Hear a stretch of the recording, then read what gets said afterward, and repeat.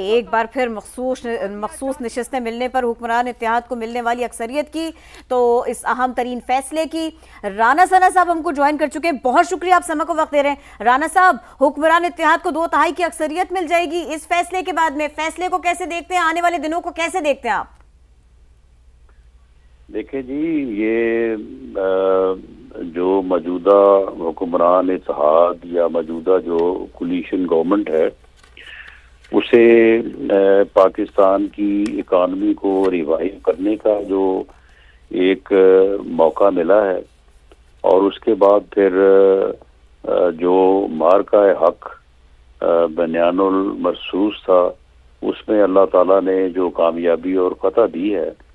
تو اس کے بعد یہ تیسرا میں سمجھتا ہوں کہ اللہ تعالیٰ کا انعام ہے کہ جو کولیشن گورنمنٹ ہے اسے ایک اکثریت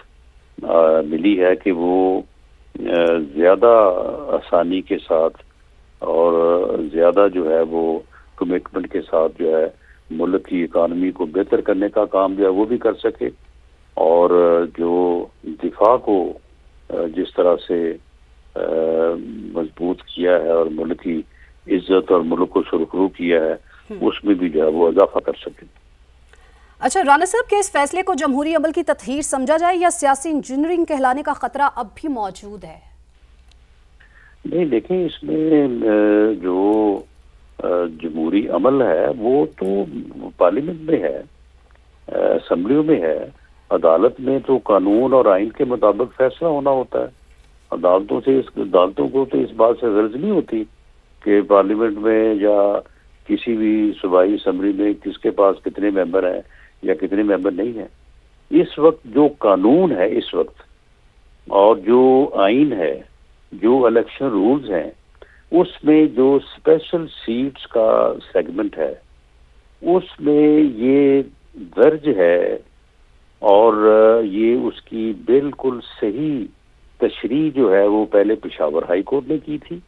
اور اس کے بعد آج جو ہے وہ آئینی بینچ نے کی ہے کہ ایک ایسی جماعت جس کے پاس جس نے نہ تو الیکشن لڑا ہو, نہ اس جماعت نے جو ہے وہ اپنا اس کا کوئی ممبر اسمبلی میں موجود ہو, بلکہ اس کے سربراہ نے بھی جو ہے وہ کسی اور جماعت سے یا کسی اور نشان پہ الیکشن لڑا ہو, تو ایسی جماعت کو اسپیشل سیٹ جو کہ اسمبلی میں نمبر کی موجودگی کی ریشو کے حساب سے دی جانی ہے, وہ اسپیشل سیٹ نہیں دی جا سکتی. یہ قانون اور آئین کی تشریح انہوں نے کی ہے, اور اس اور متعلقہ جو رولز اور قانون ہے اسے کو پڑھ لے. یعنی ایک سمپل آدمی, واجبی پڑھا لکھا آدمی بھی پڑھ لے, وہ بھی یہ کہے گا کہ جی جو جماعت پارلیمنٹ میں موجود ہی نہیں ہے, جس نے الیکشن نہیں لڑا, وہ اسپیشل سیٹیں جو ہے وہ کیسے حاصل کر سکتی ہے. تو یہ جو پی ٹی آئی کے ہمارے دوست جو اس وقت جو ہے وہ آزردہ ہے یا اس وقت اگریڈ فیل کر رہے ہیں, انہیں اپنے اس فیصلے کے اوپر رانا صاحب انہوں نے کہا وہ احتجاج کریں گے, پی ٹی آئی رہنما کہتے ہیں شدید احتجاج کریں گے. اب وہ جی بالکل شدید سے بھی کوئی آگے ٹرم ہے تو اس کے مطابق کریں, لیکن معاملہ یہ ہے کہ انہیں اپنے اس فیصلے کے اوپر اپنا محاسبہ کرنا چاہیے کہ جب انہوں نے یہ فیصلہ کیا تھا کہ وہ سب جو ہے وہ آزاد حیثیت سے الیکٹ ہوئے, اور اس کے بعد وہ جو ہے وہ سنی تحریک میں شامل ہو گئے. جی اچھا, تو رانا صاحب, کیا سپریم کورٹ کے فیصلے کے بعد وفاق میں اتحادی حکومت کو 2/3 اکثریت مل جائے گی؟ جی, اس کیلکولیشن یہی ہے کہ اتحادی حکومت جو ہے وہ جو نمبر ہے, کیونکہ اس وقت نمبر غالباً 213 ہے اور 226 کا نمبر جو ہے وہ 2/3 میجورٹی کا نمبر ہے, تو میرا خیال ہے کہ اس سے زیادہ سیٹیں ملیں گی اور اتحادی حکومت جو ہے وہ 2/3 میجورٹی پارلیمنٹ میں حاصل کر لے گی. رانا صاحب بہت شکریہ, آپ اس سلسلے میں ہم سے بات کر رہے تھے, ہمیں وقت دے رہے تھے. وفاقی وزیر قانون اعظم نذیر تارڑ صاحب ہمارے ساتھ ہیں. بہت شکریہ تارڑ صاحب. یہ فرمائیے گا, ایک تو یہ کہ 2/3 اکثریت اب آپ کے پاس آئی, دوسرے یہ کہ سپریم کورٹ کا فیصلہ ایسے ہی آنا تھا, آپ نے بھی فورسی کیا تھا. نہیں جی، بات یہ ہے کہ فورس ہی کرنا تو مجھے نہیں پتا، قانونی اور آئینی پوزیشن یہی ہے۔ آرٹیکل 51 اور آرٹیکل 106 بڑی وضاحت کے ساتھ یہ طریقہ کار بیان کرتے ہیں، اور جب فیصلہ آیا تھا جو آج ریویو ہوا ہے، میں تو اس دن بھی طالب علم ہے جی اور آئین میں ایسی کوئی گنجائش نہیں، اسی لیے پشاور ہائی کورٹ کا فیصلہ 5 سینئر موسٹ ججز نے دیا 5-0 کے ساتھ تھا، اور آج بھی آپ نے دیکھا کہ ریویو جو الاؤ ہوا ہے وہ 9 جج صاحبان نے الاؤ کیا ہے۔ 2 جج صاحبان نے صرف یہ کہا ہے، جسٹس محمد علی مظہر صاحب اور جسٹس اظہر رضوی صاحب کے الیکشن کمیشن کو انہوں نے واپس بھیجا ہے کہ وہ نوٹیفائی کریں اس کو اکارڈنگلی۔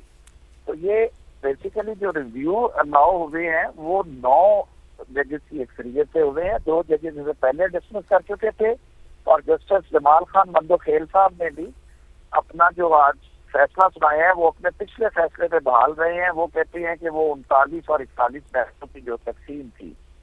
تو اس حوالے سے بڑی وضاحت سے آج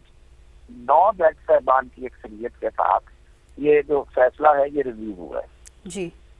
اچھا اعظم نذیر صاحب، کیا خیبر پختونخوا اسمبلی میں بھی حکومت اور اپوزیشن کی نشستوں پر فرق پڑ سکتا ہے؟ جی بالکل پڑے گا نا جی، وہ تو صوبائی اسمبلیوں کی بھی اسی فارمولے کے اوپر سیٹیں جانی ہیں نا جی،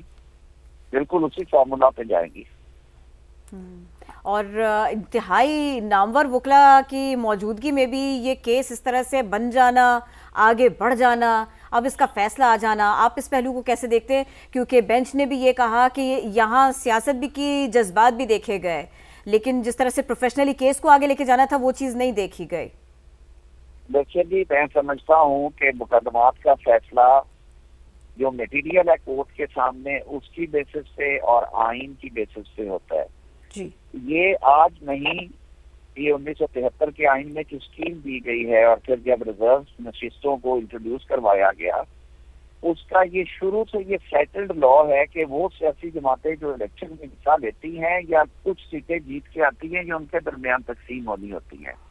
آزاد امیدواروں کو اور ایسی سیاسی جماعت کو جس نے الیکشن میں حصہ ہی نہیں لیا سنی اتحاد کونسل، جی وہ سیٹوں کی حقدار نہیں تھی، اور اسی لیے پشاور ہائی کورٹ کا 0 ڈیسنٹ کے ساتھ 5-0 کا فیصلہ تھا۔ Simple is that. جی اچھا اعظم صاحب، کیا یہ فیصلہ مستقبل میں دوسری جماعتوں کے لیے بھی ایک مثال بن سکتا ہے کہ پارٹی آئین اور پارلیمانی نظم کی خلاف ورزی کا نتیجہ کیا ہو سکتا ہے؟ یہ یقیناً یہی ہے، اور جو پور لیگل ایڈوائس ہے وہ بھی اس میں کافی حد تک آپ کو نظر آئے گی۔ بھائی بات یہ تھی کہ پاکستان تحریک انصاف نے کی اپنی چوائس تھی انٹرا پارٹی الیکشن نہ کروانا اور قانون سے ہٹ کے کروانا، چلیں ہو گیا، آپ نے کر لیا، اس کے بعد ان کے پاس چوائس تھی کہ وہ اپنے کینڈیڈیٹس کو کسی سیاسی پارٹی کے پلیٹ فارم سے فلوٹ کر دیتے، وہ بھی نہیں کیا۔